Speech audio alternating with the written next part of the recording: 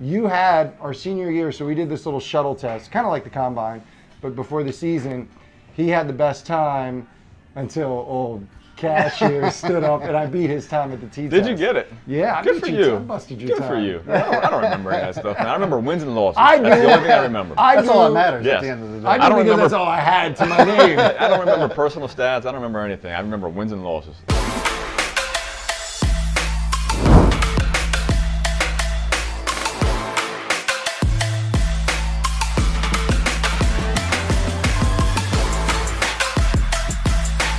What's going on, guys? Welcome to the Barcast. We are here at the Horseshoe Came. Oh no, I'm sorry. We're here on the Horseshoe Road Out On Saloon in Fells Point, Maryland. It's the reason I say that is because on the other side it's Horseshoe Came In On, and we're on the Horseshoe Road Out On side. It's a really interesting bar. If you haven't been following us for a time, this is kind of our home base. It's been an absolutely amazing time over the last 6 months doing Barcast here, and so yeah, if you're ever in the area, come check us out. Be happy to show you around. But we have another special guest on today's cast, and we have Brad, not to be confused with Brad.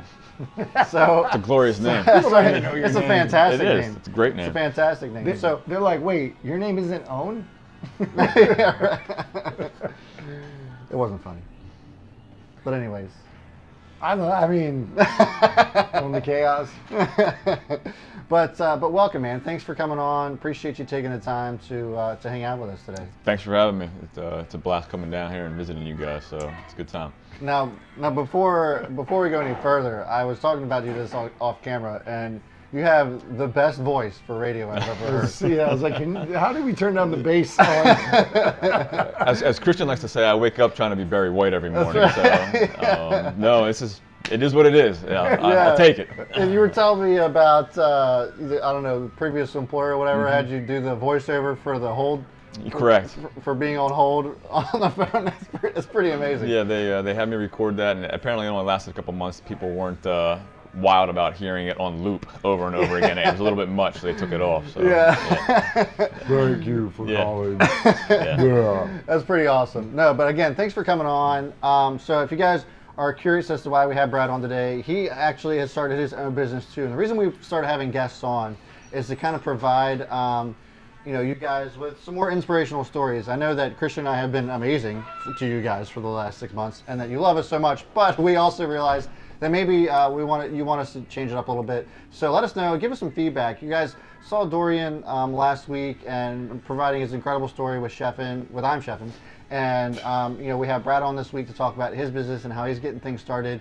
And you guys know that we've been trying to bring a real approach to this. I think on YouTube, everywhere, it's always like the end goal, of being an entrepreneur, right? The glamour and the cars and all that. But we want to provide you with the real story. And so we got Brad on today to talk about his real story. And I wanted to there's a couple of fun facts about Brad that I actually did some research on that I'm hoping that Christian. So did you know that Brad's in the Hall of Fame? So time out. So Brad, full disclosure, Brad is a high school buddy of mine and a close friend for over 20 years now.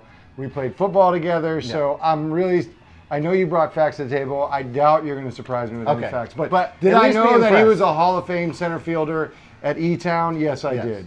Did you also know that he batted 400 2 years in a row?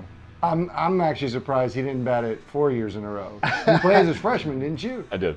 You didn't bat 400 your freshman year? No. 380? Like 300. Yeah, 300 what a shitty year. It's terrible. Yeah. It's terrible. I didn't know that. But okay, so I did a bunch of homework on there. Yeah. So okay, let me just run this down here. Let me just run these digits down. Why don't you ask me a question and see if I know the answer? Okay. How many home runs did he hit? Oh shit! I should know that in his career, because are you actually in career? His best year. His best year? I don't know this stuff, so this I is thought good. in your career you hit 23 home runs. I couldn't tell you. You told me. No, I didn't tell you. So 2004 was his best year. Yeah. 9 home runs. Yeah. Okay. 58 hits, 41 runs, 37 RBIs, and 11 stolen bases. Check his career total, because I feel like 23 is the total. But if he hit 9, maybe. I mean, I just thought it was incredible. MAC, Commonwealth Rookie of the Year in 2001. Yeah. Did you do anything after that? I didn't really do any further research. Had a few tryouts and just didn't get picked up. Yeah. So I started a job 3 weeks after I graduated. Yeah. So I mean, it's a tough industry. One of the few regrets I have is it was a good job I took, but I wish I would have taken the entire summer and just traveled the East Coast and went to tryouts to see if I could have got picked up and tried to play a little bit. Right, you know? right. I was never going to play Major League Baseball, but if I could have played 1, 2, couple years in the minors, it would have been fun. Yeah. But I mean, that was pretty cool, and I was just trying to, this is kind of our first stab at having guests on, so I wanted to make sure that I came at least prepared as possible. Yeah, but I was just doing some of that research. I was like, man, this is pretty awesome. Well, he was actually really good at football. So we played football together. He was a running back and also a safety. I was a cornerback, so he had my back. And would you play on defense? And he was much better. I was a D-back. I was a D-back. What you're referring to is my first year of football, I was a wide receiver and a defensive tackle. The only in the history of our school. Wide receiver, so for anybody who knows what a D-tackle is, D-tackles are usually like really fat. Yeah, big dudes. But we should clarify, we played at a very large school, competitive. I mean, we large were school. Ninth in the country. Yes, our junior year. Ninth in the country, quad A. Wow. And he was our D-tackle wide receiver. But my senior year, I was a cornerback. You probably don't know this. I had 3 picks my first 3 games. I didn't. And then I didn't have another pick for the rest of the year. I dropped like 3 more. So anyways, no, but he was really, I only played 2 years in high school. I only started football late, but Brad was awesome at football too. He was just a little undersized. But if you were bigger, you could have played in a big school, I believe. If you had like this. I'm tall. I was going to say, it doesn't look like you slowed down. I got to stand up a little bit here. He's fast. Short. And then the last thing, and then we can move on. You probably don't remember this either. I'm surprised I do with my shitty memory. The T-test. Do you remember the T-test in high school? I remember it, but you had our senior year, so we did this little shuttle test, kind of like the combine, but before the season, he had the best time until old Cashier stood up, and I beat his time at the T-test. Did you get it? Yeah. Good for you. I busted your time. Good for you. Yeah. I don't remember any of that stuff. I remember wins and losses. I do. That's the only thing I remember. That's all that matters at the end of the day. I don't remember. That's all I had to my name. I don't remember personal stats. I don't remember anything. I remember wins and losses. Yeah, nope. 3 interceptions first 3 games.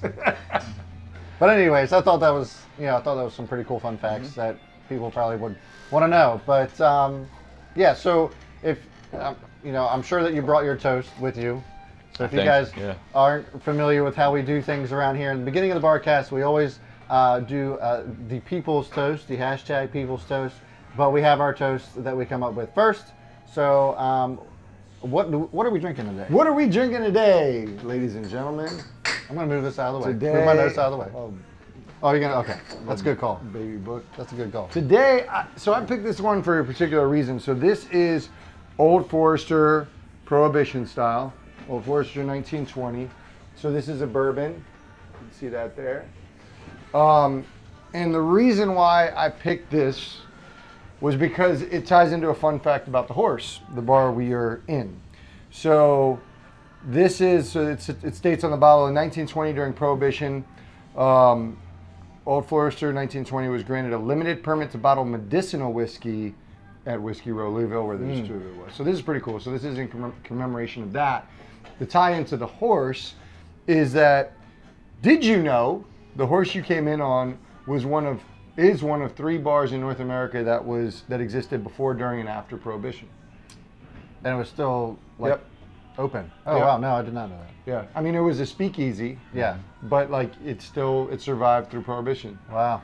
So there's a lot of bars that been around since whenever, but they actually closed down during Prohibition, and people like bought them and brought them back. Right. But the horse you came in on has been consecutively open since 1775. Wow. Never closed its doors. That's awesome. One of 3 in North America. You learn something new every day, folks. And it's the only one, the only fully functioning saloon, right? Did I phrase that right? In America, they're the oldest. Yes. Oldest. Oldest continuously operated saloon. That's why they say continuously operated. Okay, that makes sense. So, with that said, we gained a little knowledge. Now let's see what this man has to bring to the table. Let's do this. I'll try not to butcher it, right? One take. One Come on, take. you All got right, it. so one take. So to continue to prioritize personal growth, quality relationships, while taking care of our mental, physical, and emotional health, all over short-term financial wealth. All right, I like it. I like it. That was a good one. Good thoughts. All right. Mine was not nearly as inspirational. Ours are never inspirational. Ours are very surface level. But it was good for a change. It was good for a like change. That. It was a change of pace. Yeah. All right. So here's the bread, because without bread, there would be no toast. I like it. I thought you said here's to Brad. No. At first I thought that's what it was, yeah. Good. Can I go? Yeah. Oh, it looked like you were saying something. No. Mine is in honor of our guest. Oh, here we go. This should be good. I like to theme it, so you do wellness, fitness workouts, all that other good stuff. But it is short and sweet. So here goes. Here's to skipping leg day again. Well said. Yes. Well said. Woo. Oh, yes. Man, Brad went hard on that. He did. It's good. That is good. That is good. It's it definitely hit you. It's warming me up right now.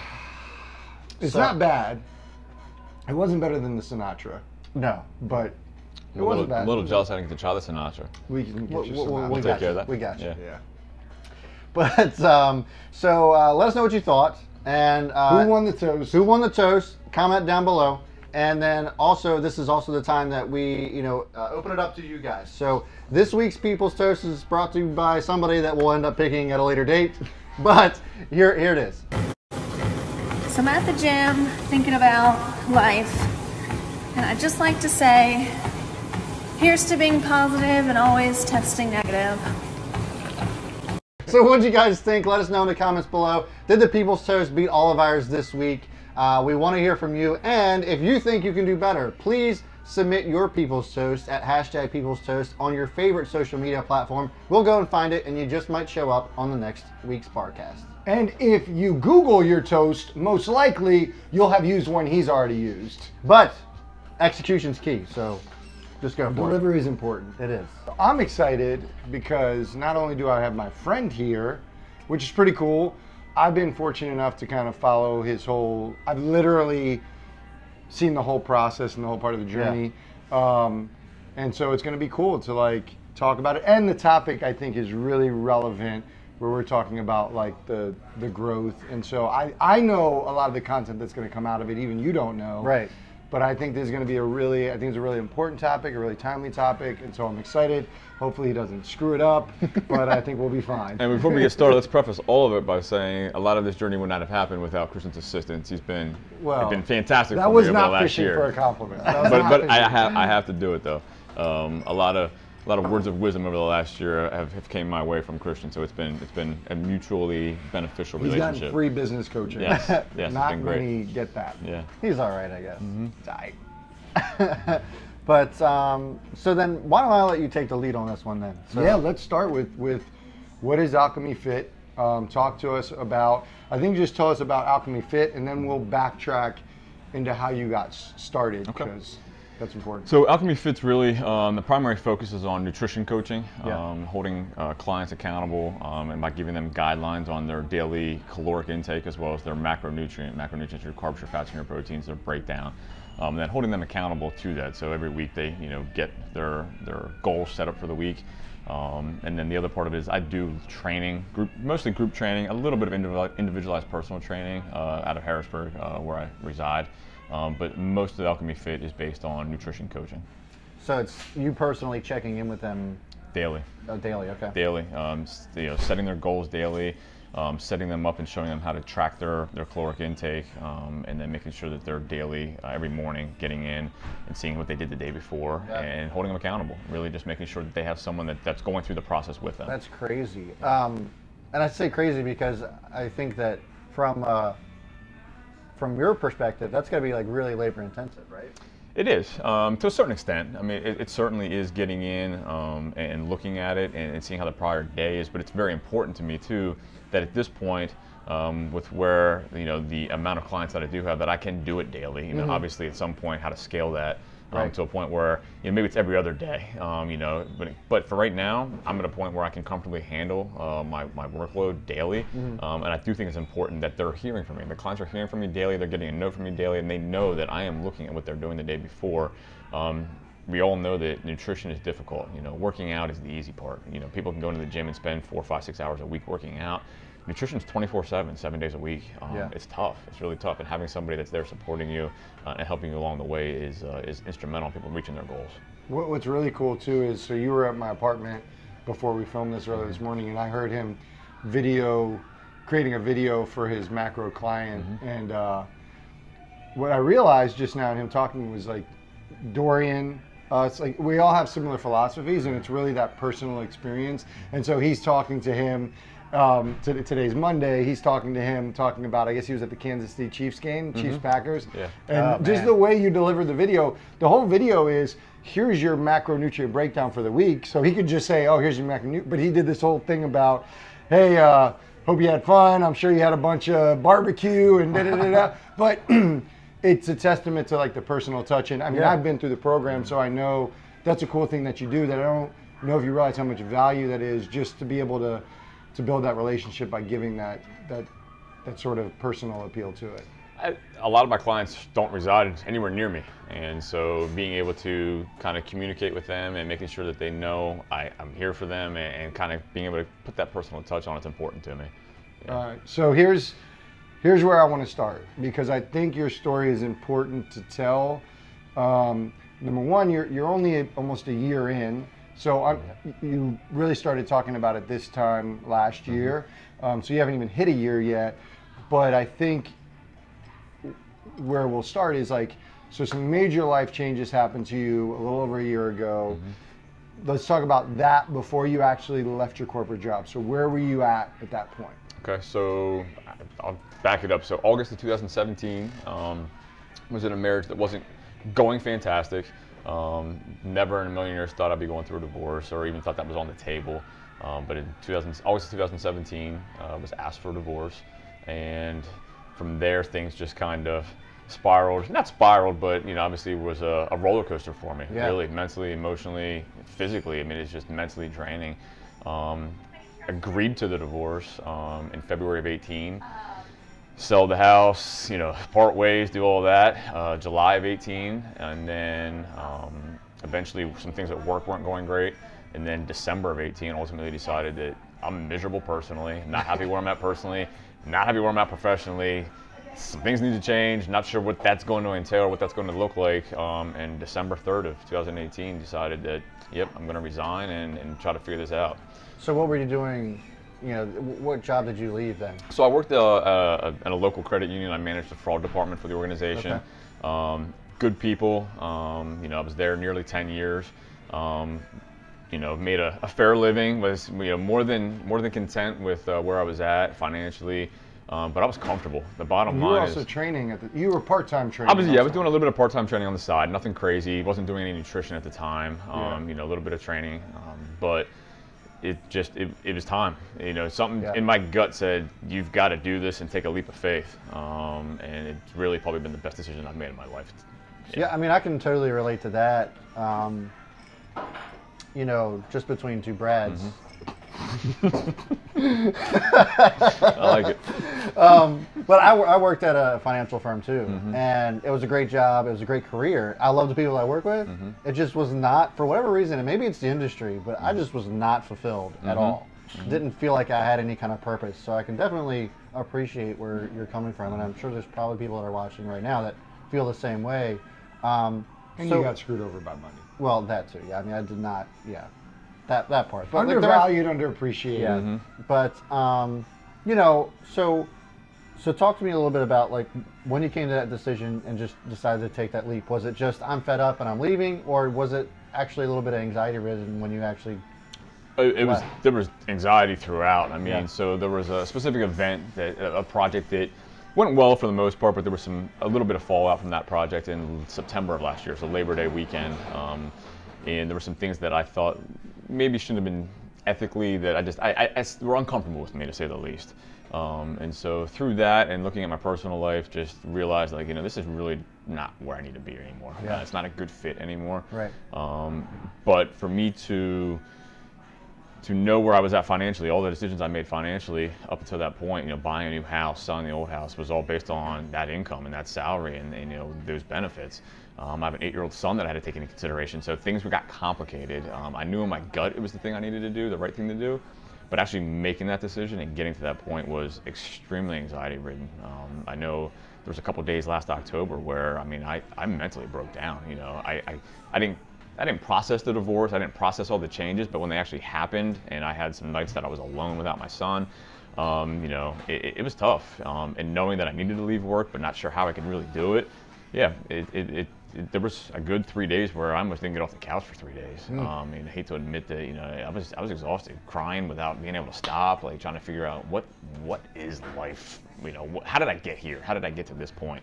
And making the decision to resign from that job really led me to everything that's been great over the last year. Yeah, so all these things are happening. So coming on the heels of a divorce that was asked of you, not that you expected or wanted, then your career, which you had been in, how long you 10 years. 10 years, that ends, and you really don't know exactly what you're going to do. Yeah. And so we'll quickly touch on, so I guess it was kind of timely that you had this opportunity to potentially open a gym or franchise a gym. So why don't you pick up from there? Yeah, so I have a good friend that I had known from years ago when I met when I was doing training full-time in Maryland, and he owns a facility with 6 locations in the upstate New York area in Albany.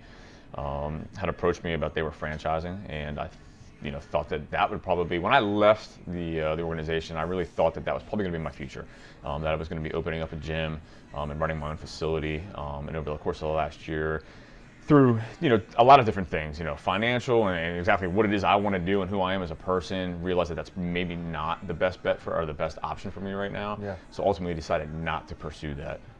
Yeah.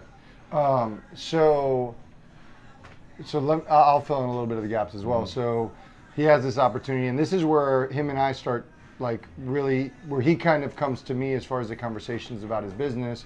So you looked at the financing options. And I can't remember how macros got into the picture. How did macros get into the picture? So you were doing macros. the individual that owns the facility and runs the gym also runs a macro nutrition coaching program that I went through 3 years ago. So I was a client of his, and I knew the benefit of it. I really understood it, and through conversations with him, when he was actually very inspirational for me and had a lot of positive things to say about me to encourage me, to make me feel comfortable leaving my job. So the decision for me to leave ultimately was my decision. However, he was instrumental in being positive and seeing things I didn't see in myself. So having someone to hear that and say, man, you're going to be successful no matter what you do, to you are as a person, was really just instrumental. But his program was something that he said, hey, you're leaving your job. If you want to start coaching on my program, I'll set you up and let you coach through my program. And so that's when you and I started talking. I guess that was like Thanksgiving of last year. Yeah. And so I was running you through his program, and you and I started talking about, his program's good, it's great, but there may be some things we can do to add value and make this even maybe a little bit better. And that's really kind of how that whole conversation started right around, right after Christmas last year. Yeah, so basically to set it up, as he's trying to figure out the financing, and that company in New York is still trying to figure out the franchise model, because he was supposed to be their first one. Yeah. There was this lull in time, and so to supplement income, he was doing the macro coaching. And so him and I are working together, and I'm doing it, and he's trying to just learn. So those conversations are happening all the while he thinks he's going to have a franchise, and then essentially that's supplemental income, but then essentially we start having conversation, him and myself, about hey, you got something here, you might have something here. And I'll say this, and you could add to it, at the time, nobody's really telling Brad, and I'll be honest, they're probably saying it in the background, but not to you. It's like, why are you opening up a gym in Harrisburg, PA? Oh, absolutely. And so he's moving forward with it, but nobody's actually saying to him, I don't know, everybody's kind of giving him, yeah, sure. And so then we had the conversation where I was basically like, have you thought about doing macro? I don't know if this gym model makes sense. Right? Is that about right? It's spot on. As a matter of fact, Christian's the only person that I think I talked to that said, here's some things you want to consider. He didn't say not to do the franchise model, but these are things you may want to consider. And frankly, the first month or two, he was sharing that with me. It was one ear and out the other. I was like, no way in hell, man. He's a friend of mine. I'm going to listen to him, but yeah, shut up, Christian. Right. Everybody's like, oh, you love the work, you love working out, you're fit, And so in my head, that's really what I was going to do. But it wasn't until I actually started getting into the nutrition coaching that I found that I really enjoyed it, and it allowed for being able to be remote and spend time with my son and not have to actually physically be in the gym. There's just a lot of things that went into that it was like, if I can make this happen and this can go the way I think it can go, this is going to be fantastic, So yeah, it was really a kind of a mixture of all that coming together. And that's probably around February, March of last year, give or take. Well, and I was banging the drum, and he mentioned his buddy in New York, and it would have been cool if you'd have met him before, because this is a different person sitting here, but just a traditional employee mindset, right? Like he didn't have the entrepreneurial mindset. It was just kind of like, even the franchise model is something that's handed to you, right? Where it's like, why don't you build something yourself? And we didn't know what it was called, but that getting over that hump, and like, I can't tell you how many days I would call and be like, dude, you got something with this macro, and I kept trying to beat it in him. It's like, you got something, do you realize what you could have scalability wise? But over time, that's kind of the topic of this conversation, is like, you've had confidence, you've built confidence, and I think it probably starts with the fact that you were almost, I don't really remember how it happened, but how did it happen where you kind of decided not to go to the franchise model and go to create Alchemy Fit? So there were a couple things that came up. Some of the figures when I was looking at the franchise model had changed. Some of the cost had jumped significantly. They had some things that came up relative to their branding and their franchising, that if they wanted to get into larger markets, the locations needed to be outfitted differently. So really, some of the costs scared me away. And then when that happened, I went back to my prior conversations with Christian. It was like, what were your thoughts again with the macronutrition? Like, let's revisit that. And that's really when I came back around and was like, let's do this. Let's give it a run. But to your point earlier, if it wasn't for Christian, I still, to this day, on several occasions, I can remember hearing you say, like, I can't be more excited for you. You've got to get excited about this. Right. He saw it. He had the vision. I didn't do it, but he at least continued to work with me and kind of press it over to the point where it was almost like fake it till you make it, with people that are in recovery or anything. And that's kind of where it was. I didn't see myself as an entrepreneur. I didn't see myself as owning a business. But eventually it got there. It was a slow burn for me. What was the point where you felt like, was there a point where you felt like, I'm an entrepreneur? Yeah, the point I felt like I was an entrepreneur was when I went up to visit my buddy in New York, and on the way home, he's obviously still trying to sell me on the franchise, and I'm like, no. I was able to stand up and eloquently speak to him as to why I thought this model was better than what he was working with. He's very successful in what he does, and he's got a great product, a great program, and I still support his brand. Just a different vision and a different way of doing it on my own terms. Well, and the thing is, for me, just hearing you talk about it, every gym that I've seen go up comes down. Like, it's such a competitive space that you talk about how, the probability of a brand new business making it. I feel as if starting a gym, the success rate is even smaller.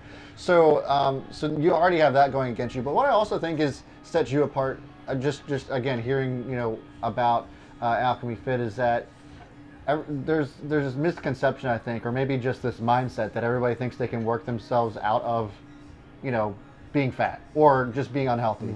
But it really does start with, your diet and how you're eating before you can even think about, the working out part of it. And that, you have to use them in conjunction, but really, you can't do one without the other. And I think that's where a lot of people get mixed up. There's gyms out there that offer pizza days and bagel days, and I'm like, what? Am I really at a gym or what? So I think it's a great idea. I think it's a great concept. And I think this is probably where we're going to transition into as far as like where you're at with it right now. But I would say just to keep going with it. I don't know how you're feeling about it right now. If you're still just as confident as you were when you started in on this journey, but and I guess we can kind of just segue into that. So how are you feeling about Alchemy Fit? Right now, in today's So climate? I love being able to, that I've gone through the process and learned a ton, right? You know, learned, you know, branding, media content. There's a long way to go, you know, long way to go. I've learned so much in the last year. It's crazy. You know, like Christian kind of alluded to earlier, like I'm not even close to the same person I was a year ago. And it's refreshing. You know, I feel great. I'm energized. As far as Alchemy Fit goes right now, there's been some highs and some lows over the last year. There's been some points in time where I'm thinking like, man, I can make this, like I can do this full time. This is going to be awesome. I'm going to kick ass and just and ride this into the sunset.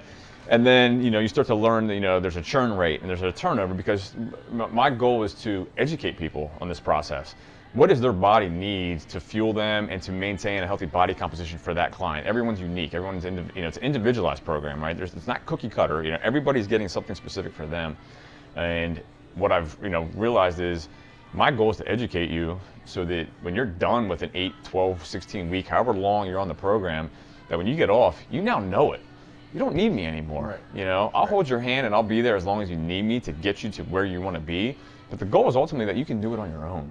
That you can become disciplined enough and motivated enough to do it on your own. And so learning what that churn rate is and realizing that, holy crap, you know, there's been good times where I've had my client, you know, have a ton of clients for me where I'm starting out at, versus now, you know, sometimes you're down to a handful because people are falling off and you haven't brought new on. Like, it's a lot more, I don't want to say it's a hustle. It's a hustle. I mean, I knew it was going to be hard work, but I'm at a point now where Alchemy Fit exists. It's fantastic.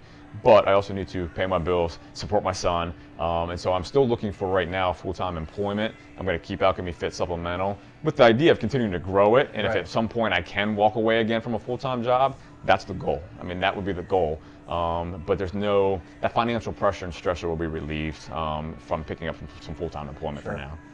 Yeah.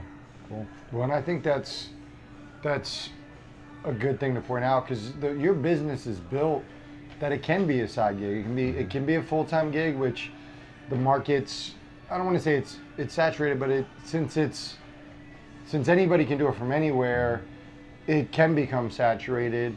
And so it's good to see, ideally you would have had something and started it out as supplemental and then grown it and not felt the pressure, but you've had an opportunity to run with it, and it's good you're not giving it up and understanding, okay, I can slowly grow this. But your issue is a common issue, which is, I feel like I'm juggling everything. And so once I focus on this thing, which is like maybe getting leads, all right, now that I get leads, I have clients, now the leads are slowing down, and building the pipeline and coming around and making sure that you have the pipeline. It's like, on top of trying to grow your business, maintain your website, maintain your social media, it's a juggling act. And I think that's the biggest problem, is like maintaining the pipeline. It's hard, it's a struggle. And for me, we've had conversations, you know, I'm extremely structured, detail-oriented, and sometimes even early on getting caught in the weeds of being too detail-oriented. Where analysis it's like, paralysis. Yeah, about where, it all the time. you know, I mean, just even branding, you know, logo, just looking at fonts, I got caught up in, you know, those details. Well, in your mindset, you're the type of person that, like, I mean, I don't know how many conversations he's like, what if? Like, well, what about this? And I'm like, come on, Brad, you're killing me, bro. But talk to me, since we're talking about growth, talk to me about, I want to start with, what have you seen, where have you seen growth, and what have you developed in yourself from a business side? And I know recently it's really transitioning personal, so start with the business and then talk about how that's transitioned into you developing that growth mindset personally. So from a business perspective, just going through all of the things any early entrepreneur, when you're formalizing a business and learning everything, you know, social media scared the hell out of me. I'm not a big social media guy, you know, and, you know, through, you know, talking with Christian, it's like, it's content, just get content. You know, I don't care what it looks like, I don't care the quality, just get it up. And I still struggle with that. I mean, some of the things I think I struggle with the most from a business perspective and what I do is, there's a lot of, you talk about the, you know, being saturated market, there's a lot of people out there doing, you know, strength and conditioning, doing workouts, personal training, doing nutrition. I'm not one, it's never been about me. It's never about me. That's just my mentality. It's who I am as a person. It's about the client. It's about helping you get to where you want to be. And so I have a hard time putting myself out there sometimes, whether it be on camera. This isn't easy for me. You know, putting stuff out on social media. So learning those types of things and being comfortable in knowing that I need to do that to help other folks, you know, reach their goals. And then also just from a business sense, you know, and again, I'm a structured individual. So how do you create the structure when you go from being at a 9 to 5 and knowing exactly every Monday morning at 10 a.m. I have a meeting to now I'm on a laptop sitting at my kitchen table, you know, what do I need to do today? And so trying to build the structure and just trying to be productive and getting things done has been great as a business owner, you know, which has led into personal. So I'd say last January through like June or July timeframe, this first 6 or 7 months, it was all Alchemy Fit and trying to understand and drive the, you know, build a business, right? Or at least have the infrastructure to build a, to move on with it. And then when I found myself in July kind of getting, I mean, obviously you're always continuing to grow, but being set up with the business in July, I found myself really starting to look inward towards myself.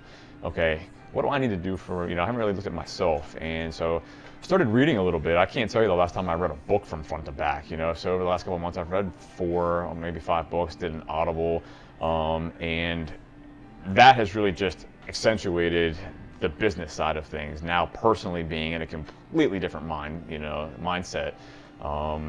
Like the old thought process, you know, it's the growth mindset. You know, you've heard about that stuff, but my career at the credit union and my marriage ran parallel to each other. They were almost identical in time. You know, I was at the organization for 10 years, married for 11, but technically legally 12. So that decade really just realized, man, I got so comfortable. I got so complacent. And over the last couple of months, I've realized, like, I can't let that happen again in any aspect of my life. Yeah. Personally, professionally, I don't want to be that dude again. I've got to continue to grow. And so really trying to adopt that for me, it's trying to figure out what can I do daily. It has to be something that daily, that tangible, that I can do every single day that reminds me not to get to that spot again. So for me right now, I take a cold shower every day, and I hate it. I absolutely hate it. A cold shower, it's miserable. I hate it, but that is my reminder every day. Every day, like, I've got to do something to be uncomfortable and get out of my comfort zone. I like that. Yeah, I mean, I don't know about taking cold shower, but I do like it. There's something behind that. I've actually thought about doing this. You know, I thought about meditating outside no matter what the weather is. Yeah. Every day I wake up, if it's Do you meditate now in general? No, so I've been.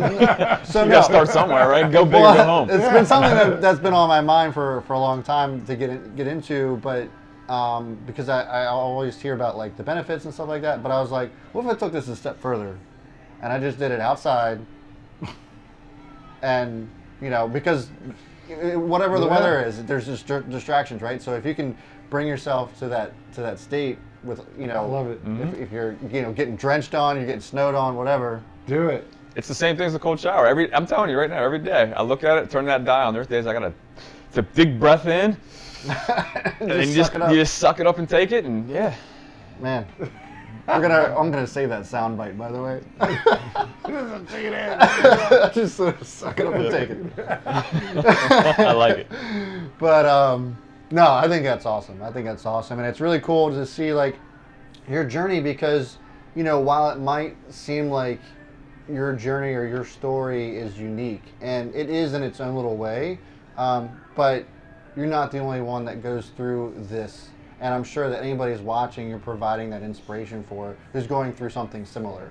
And that's kind of been the whole purpose of what it is that we do on, you know, the Barcast, is just, you know, reaching out to those people who think that, you know, either there's no hope or, you know, they're just going to fail no matter what, and just provide inspiration. And even though, you know, maybe you're not to where you want to be with Alchemy Fit, or maybe you're not where you really want to be as far as your end game is concerned, you're just continuing to keep going. And I think that that's kind of like the key takeaway between what we talked about last week and just kind of like hearing from you, you know, these first 2 guests. I mean, it's been awesome already. It's been great. Yeah. It's been great. I do have a question for you as we're wrapping up. As you look back on everything, like, what is, I don't know if it's what do you think about most, like what is the greatest value that entrepreneurship has provided you in this short time, thinking about now as opposed to before? I'm putting you on the spot. No, I think it's realizing that there's alternatives to what you're in, right? And so, you know, my mindset for years was, I got to go work for somebody else. You know, I may not like it, I may not enjoy it, it may not fulfill me, but it's what I have to do. And to a certain extent, yeah, a lot of people have to do that. But it's opened up my eyes and my mind to that's not the only way. And that for me, being able to step away from a comfortable job with adequate pay and benefits to trying to do it on my own, it's confidence, you know, and one word, really, I think it's confidence that, you know what, I can do this. I am capable of doing this, and I will do it. So I plain and simple, it's and confidence. I can see in your pride. Like, I remember when we first, like, we were on a call and we were trying to figure out his name, the name of his company, and we found the name.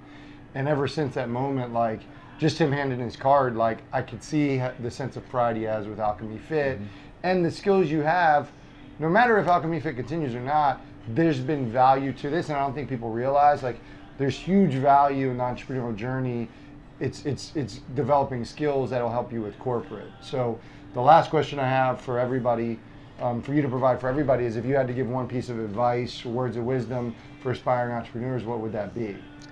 In short, I think it's just enjoy the process. Really enjoy it and trust that it's a process. Yeah. You know, don't get caught up in the weeds. Similar to, there were times I had Christian keeping me from doing that at times, but enjoy it and know it that you're not going to go from point A to point Q in day one. Right. You know, it's step by step and build those blocks, and if you do that daily, you're going to get to where you want to be.